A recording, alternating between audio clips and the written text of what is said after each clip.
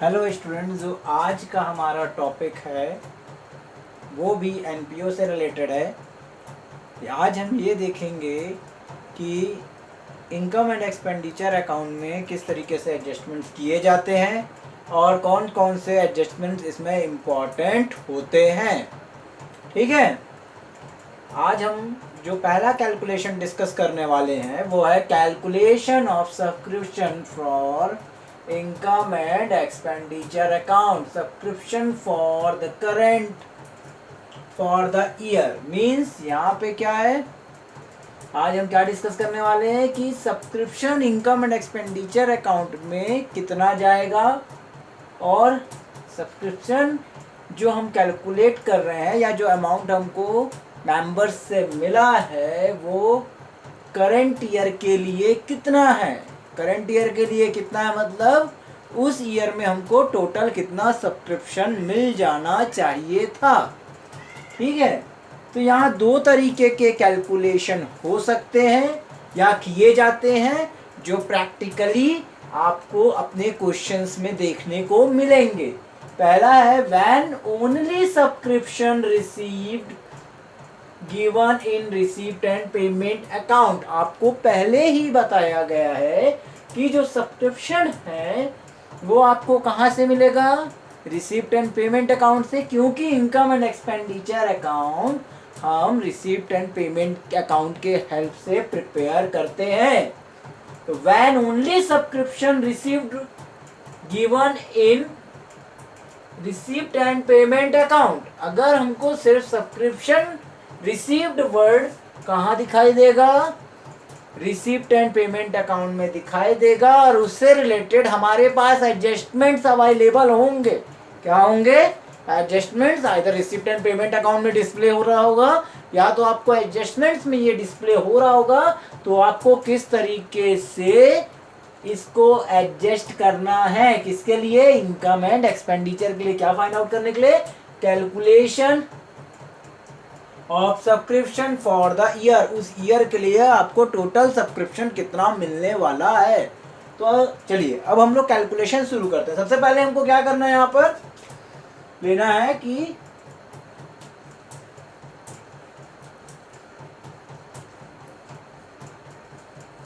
Subscription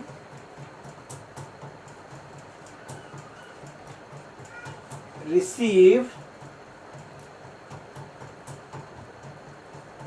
कहां से लेना है आपको इसको, from R and P account. R and P means receipt and payment account से सबसे पहले आपको किसका अमाउंट लेना है, सब्सक्रिप्शन का अमाउंट जो भी वहां पर आपको दिखाई दे रहा है रिसिप्ट एंड पेमेंट अकाउंट में। किसके लिए, इनकम एंड एक्सपेंडिचर अकाउंट के लिए। अब इसमें आप सेकंड चीज क्या करेंगे, इसमें आप प्लस करेंगे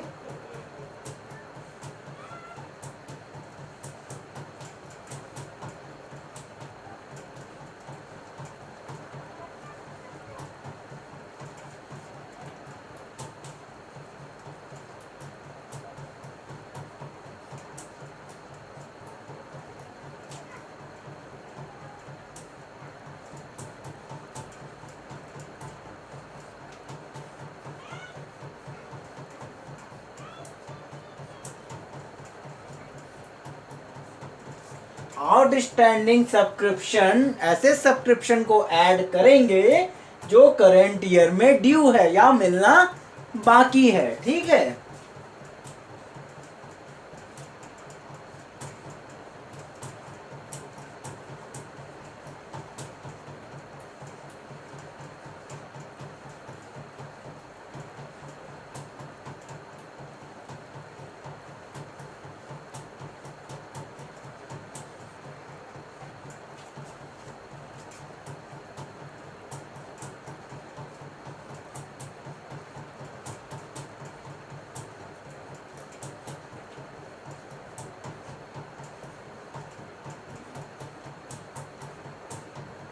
किसको ऐड करेंगे, नेक्स्ट आप एडवांस सब्सक्रिप्शन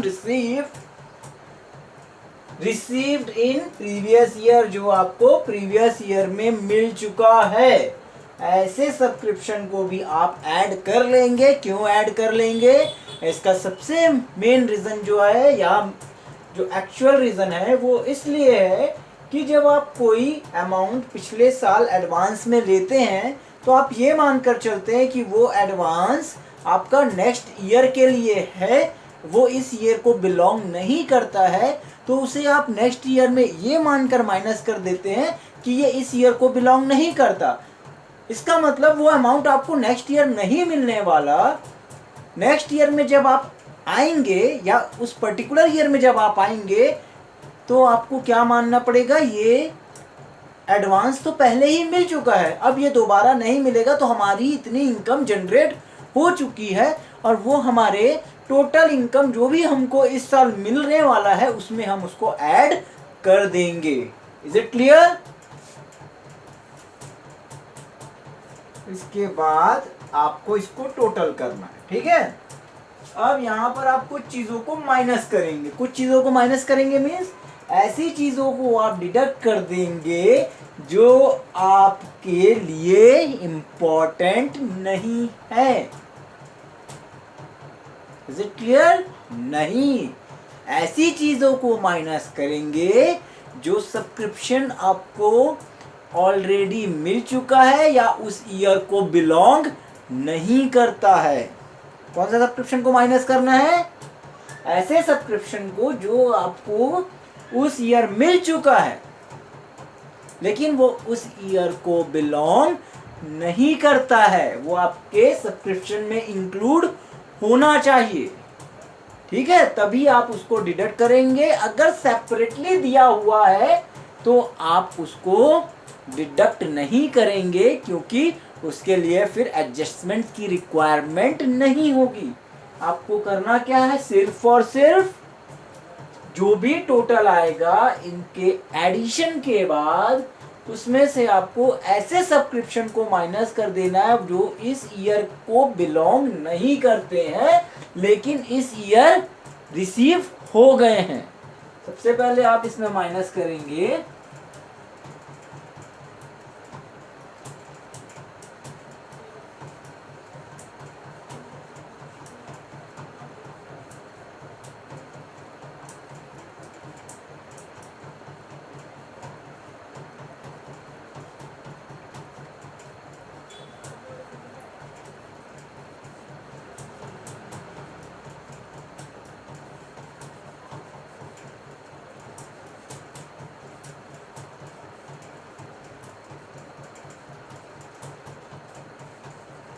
कैसे सब्सक्रिप्शन को माइनस करना है आपको, रिसीव्ड इन करंट ईयर, जो आपको करंट ईयर में तो मिला है लेकिन वो किसको बिलोंग करता है, प्रीवियस ईयर से रिलेटेड है।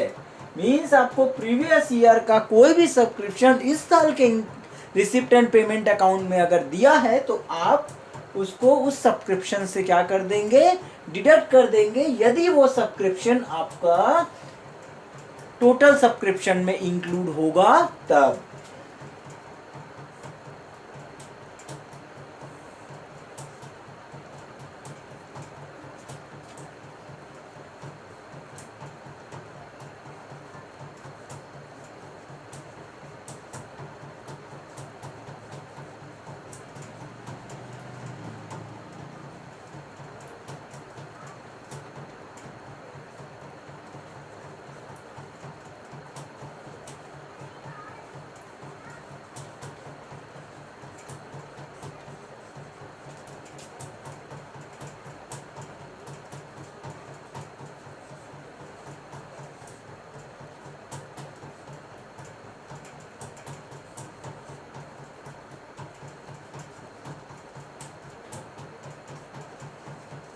देखिए अब साफ साफ आपको एक चीज क्लियर हो जाएगी यहाँ पर कि हमने वो सब्सक्रिप्शन को माइनस करना है जो इस ईयर को बिलोंग नहीं करता।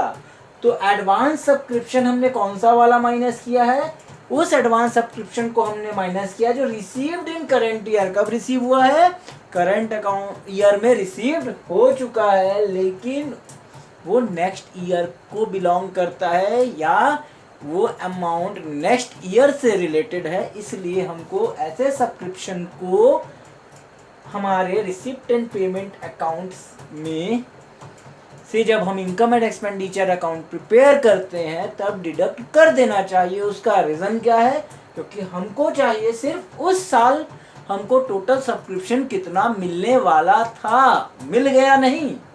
इस साल हमको टोटल कितना सब्सक्रिप्शन मिल सकता है, ठीक है, मिल सकता है मीन्स पूरे 12 मंथ का टोटल सब्सक्रिप्शन कितना है, उसको जानने के लिए हम ये कैलकुलेशन करते हैं। और इसके बाद जो आपको क्या फाइंड आउट होगा, वो फाइंड आउट होगा सब्सक्रिप्शन फॉर द ईयर। क्या फाइंड आउट होगा?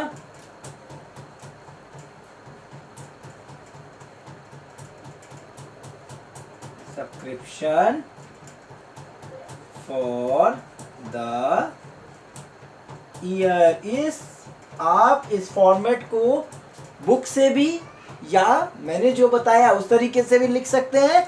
देयर इज नो डिफरेंस, वहां पर कोई अंतर आपको नहीं मिलेगा।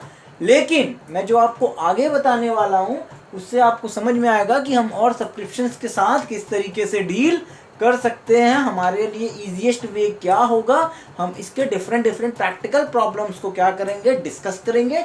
उसके बाद आपको ये पता चलेगा कि सब्सक्रिप्शन को किस तरीके से डील किया जा सकता है इनकम एंड एक्सपेंडिचर अकाउंट में और आइदर बैलेंस शीट में, ठीक है। अभी तो हम डिस्कस कर रहे हैं कि कितना इनकम एंड एक्सपेंडिचर अकाउंट में सब्सक्रिप्शन जाना चाहिए। Is it clear? करते हैं सेकंड केस। सेकंड केस क्या है? When subscription for current year separately given in receipt and payment account. यदि सब्सक्रिप्शन करंट ईयर का सेपरेटली दिया हुआ है रिसिप्ट एंड पेमेंट अकाउंट में और सब्सक्रिप्शन से रिलेटेड एडजस्टमेंट्स है और आपको बोला जाता है कि income and expenditure account prepare कीजिए, तो किस तरीके से आप calculation of subscription for the year find out करेंगे। यहाँ पर जानने वाली बात यह है कि यहाँ पर आपको ऐसे टाइप के कैलकुलेशन में सबसे इम्पॉर्टेंट चीज़ ये है कि या तो आपको नंबर ऑफ मेंबर्स अवेलेबल होंगे, ठीक है, नंबर ऑफ मेंबर्स क्या होंगे आपको अवेलेबल होंगे, या आपको एडजस्टमेंट में इससे रिलेटेड कुछ जानकारियां या इंफॉर्मेशन ऑलरेडी दी गई होगी जिसके हेल्प से आप इसको कैसे सॉल्व करेंगे अभी हम डिस्कस करते हैं, ठीक है। तो अगर मेंबर्स दिए होते हैं, क्या दिए होते हैं? If members is given, if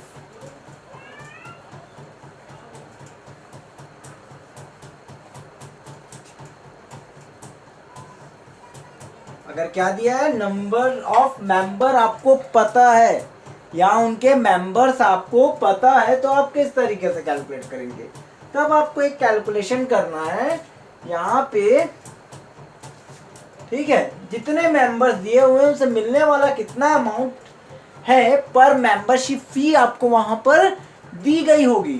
पर मेंबरशिप फी अगर आपको पता है तो आप क्या करेंगे, उसको नंबर ऑफ मेंबर से मल्टीप्लाई करेंगे और नंबर ऑफ मेंबर से मल्टीप्लाई करने के बाद जो अमाउंट आएगा वो सीधा सीधा इनकम एंड एक्सपेंडिचर अकाउंट में भेज दिया जाएगा।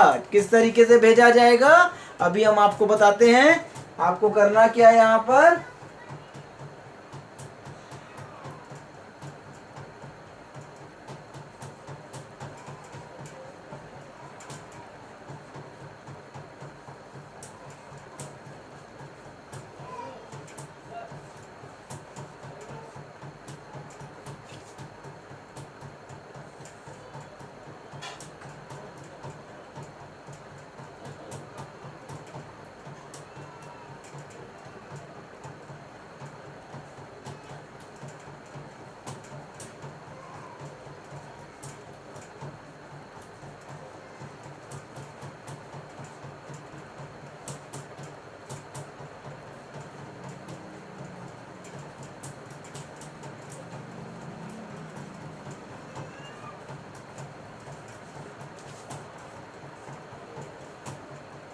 सब्सक्रिप्शन रिसीव्ड आप यहां पर लिखेंगे आउटर कॉलम में, और सब्सक्रिप्शन फॉर द ईयर जो आप नंबर ऑफ मेंबर्स इंटू पर मेंबरशिप फी होगी उसको इंटू करने के बाद इसको आप यहाँ टोटल की जगह पे लिख देंगे। अब ये कैसे किया सर आपने बोलोगे, तो सब्सक्रिप्शन जो आपको मिला है और जितना आपको मिल सकता है अपने मेंबर से वो क्या होगा, डिफर।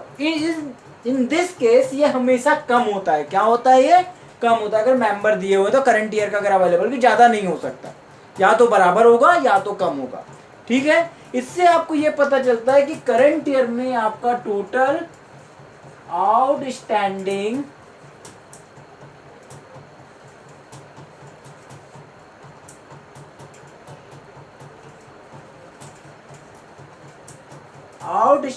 सब्सक्रिप्शन कितना है फॉर करंट ईयर। कौन से ईयर के लिए, करंट ईयर में आपका टोटल ड्यू इन करंट ईयर में आपका टोटल सब्सक्रिप्शन कितना ड्यू है ये फाइंड आउट होगा। मैंने स्टार बना दिया है, स्टार मतलब आपको ये अमाउंट फाइंड आउट होगा। मीन्स आपको बिना एफर्ट लगाए यहाँ पर ये पता चल जाएगा कि इनकम एंड एक्सपेंडिचर अकाउंट में सब्सक्रिप्शन जो टोटल हमको मिलना चाहिए वो कितना है। इज इट क्लियर, ये बहुत इजी है, आपको कुछ नहीं करना है। हाँ, ये आपको दिक्कत कब करता है, जब आप बैलेंस शीट बनाने जाते हैं तब। फिर आपको फाइंड आउट करना होता है कि टोटल कितना आउटस्टैंडिंग सब्सक्रिप्शन, ठीक है, करंट ईयर का है, जो आपके लिए फर्दर एसेट्स है। क्या है आपकी फर्दर एसेट्स है, वो आपको कितना रुपए मिलेगा, जिसमें आप बैलेंस शीट में आप उसको एसेट साइड पुट करेंगे ताकि आपका बैलेंस शीट टैली हो सके।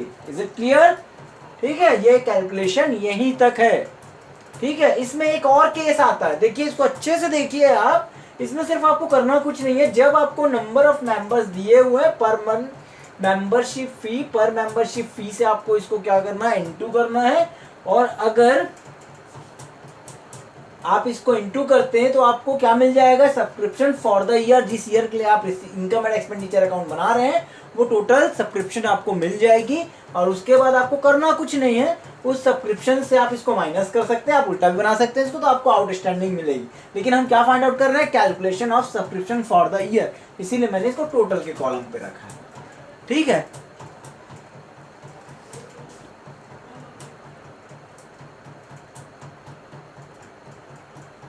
अब सेकंड केस में ही हम थोड़ा सा चेंज करते हैं और देखते हैं कि इसका इम्पैक्ट क्या हो सकता है। When subscription for current year separately given in receipt and payment account, case same है, लेकिन यहाँ पे क्या हुआ कि इफ मेंबर्स नॉट गिवन, क्या नहीं है, मेंबर पता नहीं है और मेंबरशिप फी पर मेंबर से कितनी आएगी पता नहीं है, तो आप कैसे सब्सक्रिप्शन कैलकुलेट करेंगे। लेकिन करंट ईयर का सब्सक्रिप्शन कितना मिला है ये आपको रिसिप्ट एंड पेमेंट अकाउंट में पता होगा। तो ये दो चीजें आपको सेम करनी है। कौन कौन सी चीजें, एक तो सब्सक्रिप्शन रिसीव्ड और आउटस्टैंडिंग सब्सक्रिप्शन ड्यू इन करंट ईयर, ये दो चीजें सेम होगी।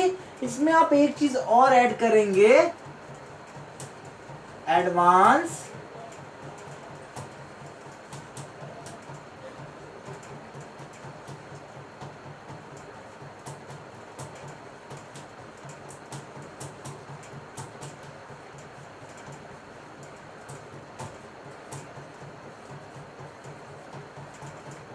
जो सब्सक्रिप्शन आपको कब मिल चुकी है, प्रीवियस ईयर में मिल चुकी है। अगर ऐसा कोई कैलकुलेशन या ऐसा कोई चीज दी हुई है तो आप इसको ऐड कर लेंगे। किस केस में, जब मेंबर अननोन होंगे तब। मेंबर नोन है तो मेंबर से इनटू कीजिए, जो अमाउंट आएगा डायरेक्टली इनकम एंड एक्सपेंडिचर में चला जाएगा। लेकिन अब हमको क्या फाइंड आउट होगा, सब्सक्रिप्शन फॉर द ईयर आपको फाइंड आउट हो जाएगा। ये दो केसेस है और दो केसेस में सेकंड केस का दो तरीके से हम ट्रीटमेंट कर सकते हैं और इससे फिर आपको घबराने की कोई ज़रूरत नहीं। अगर इससे रिलेटेड फर्दर क्वेश्चंस भी आएंगे तो फिर हम उसको डील कर सकते हैं। आप सिर्फ उसको अपने कमेंट बॉक्स में मुझे लिख कर भेज सकते हैं कि सर इसको कैलकुलेट कैसे किया जाए, हाउ टू कैलकुलेट ठीक है, समझ में आया कि नहीं? या तो आप डायरेक्टली मुझे ये चीज़ें पूछ सकते हैं, ठीक है, कि सर ये कैसे कैलकुलेट हुआ। समझ में आया कि नहीं? इसकी प्रैक्टिस आपको बहुत ज़्यादा ज़रूरी है। सिर्फ इनकम एंड एक्सपेंडिचर अकाउंट में इसी से रिलेटेड 3-4 कैलकुलेशंस हैं, जो कि मैंने आपको अभी 3 कैलकुलेशंस बता दिए हैं। आगे हम देखेंगे प्रैक्टिकल प्रॉब्लम्स में कि और कितने तरीके से हम उसको क्या कर सकते हैं, समझ सकते हैं। लेकिन इसमें 2 चीज़ें बहुत इंपॉर्टेंट है, सिर्फ इनकम एक्सपेंडिचर ही नहीं, बैलेंस शीट भी हमको बनानी है। और बैलेंस शीट किस तरीके से प्रिपेयर होगी वो मैं आपको बता दूंगा। और ये चीज़ें कैसे ट्रीट की जाएगी, या प्रीवियस ईयर से रिलेटेड है, करंट ईयर से रिलेटेड है, या आइदर एक्सपेंस है, आइदर इनकम है, उनको किस तरीके से क्या किया जाता है, बैलेंस शीट में भेजा जाता है, ये भी हम डिस्कस करेंगे।